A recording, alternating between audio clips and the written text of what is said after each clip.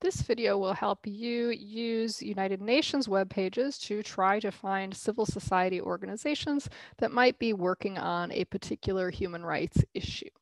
We'll be using two main URLs to track down these civil society organizations. You see those up on your screen right now. The first URL will take you to the main web page for the Universal Periodic Review, and you'll want to select on the left-hand side documentation by country. And then you'll see all of the United Nations member states, and you want to select the country that you are interested in. We will take Jamaica as an example here. So this will take us to the 3 cycles of the Universal Periodic Review for Jamaica. And the tricky part here for finding civil society organizations, and particular stakeholder reports for the Universal Periodic Review, is the summary of stakeholder information and the footnote 3. If you click footnote 3, it will take you to the list of all of the stakeholder reports that were submitted by, first of all, national human rights institutions and also by civil society organizations. So here you see it's just a handful of reports that were submitted for the most recent UPR of Jamaica by various organizations listed by name, and then there are joint submissions as well. To save you time so you don't have to click through and read each of those joint reports, you can navigate back and take a look at the summary of the stakeholders' information, which is a summary, official summary prepared by the staff of the Office of the High Commissioner for Human Rights. So if you take a look at that summary report, you'll see that it summarizes all of the different information that the office has received. And an easy way to search for a particular topic in this report is just to do a Control F search. So if we're looking for the death penalty, for example, we can just do a search for death. And it says that AI recommended that Jamaica establish an official moratorium on executions with a view to abolishing the death penalty. And then you have footnote 34. So we can check footnote 34 just to be careful. Footnote 34 tells us it's from AI, page 6. And if you don't remember what AI stands for, the first footnote will give you the code breaker for those abbreviations. So Amnesty International, based in London, submitted a stakeholder report that included, among other issues, death penalty issues. So we'd want to go and take a look at that Amnesty International report to see, obviously Amnesty International does a lot of work around the world about the death penalty, but we may want to take a look at that report to see whether it references any local organizations in Jamaica that are working to abolish the death penalty as well. We also may want to continue our search. There's some non-relevant information information that's not relevant to the death penalty, and then you have here another passage that references the second optional protocol, and again it's footnote 4. So for footnote 4, I'm guessing that's also just a reference to the Amnesty International report. But if you look here at footnote 4, it says AI page 6, but it also says see also JS4 pages 8 through 9. So we'll want to take a look at JS4, and here it gives you, under the joint submissions, it tells you who submitted JS4, and submitted by Jamaicans for Justice in Kingston, the Caribbean Vulnerable Communities Coalition in Kingston, the Jamaica Youth Advocacy Network in Kingston, and the Jamaica Network of Seropositives in Kingston. So we may also want to take a look at JS4 to learn a bit more about those civil society organizations, which seem to be based in Jamaica, to see whether any of them might actually be involved with working to abolish the death penalty in Jamaica. So with JS4 in mind, we can go back to the footnote 3, and then click through to JS4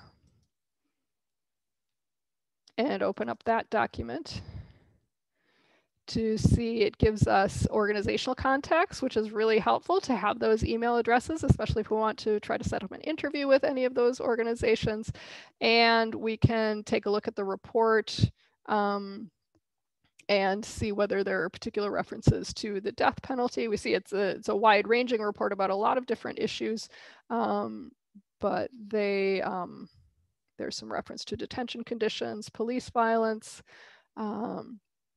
etc. So this is one way to determine whether you would want to do a closer look into stakeholder report that is referenced in the summary report by the Office of the High Commissioner for Human Rights. So that's the first way. And keep in mind that this footnote 3 is present for all of the cycles that have happened for the UPR.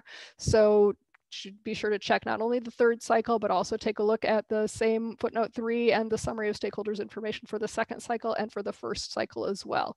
Now, it's possible that organizations that were engaged back in 2010 are no longer engaged on the issue, but it's still worth taking a look to see whether there's anything relevant there. So that's how to identify stakeholders that have engaged in the Universal Periodic Review mechanism on a particular issue. You also may want to take a look at the treaty bodies to see whether there are any civil society organizations that have submitted reports to treaty bodies on the issues you are interested in. So we'll take a look now at that second URL that I posted, and this takes you to the main webpage for the treaty bodies. And then you can go to the any of the treaty bodies links here will work. We'll go to the Human Rights Committee webpage, and you can select a country. We'll stick with Jamaica for ease of explanation. And if you search, if you select your country and click go, it will take you to all of the treaty body results for that country for every relevant treaty, not only for the treaty body you started with. So if we click on the plus for CCPR, the International Covenant on Civil and Political Rights, you'll see all of the relevant reporting cycles. And let's take as an example the 2016 reporting cycle. We have the state party report, but what we really care about here is information from civil society organizations. And here you see quite a few reports submitted by civil society organizations. And there's no summary document here, so you will need to click through or at least rely on the names of the organizations to see whether there's anything relevant here. Again, we see this Jamaicans for Justice organization, so we may want to click through to see whether there's any reference to the death penalty there. Also, the Advocates for Human Rights did a submission, so you may want to take a look at that. And sometimes there's parenthetical information that's also of use. So you can find that for a particular reporting cycle, but don't forget to click through the older reporting cycles as well. There might be additional documents that would be of relevance as you go through them. So as long as the time frame is relevant, go ahead and click through and see what you can come up with. Oftentimes you'll find international organizations like the International Disability Alliance is an international NGO, but we're particularly interested in local non-governmental organizations or local civil society organizations that are engaged on in issues. But the international non-governmental organizations can also provide us some insights about the extent to which they're engaging and putting pressure on a country on a particular human rights issue. So it's worth clicking through to do a skim of those documents to see whether there are any organizations that are raising the issues that you are interested in. So that is the way to find which civil society organizations are engaging with United Nations human rights mechanisms on a particular issue of your choice.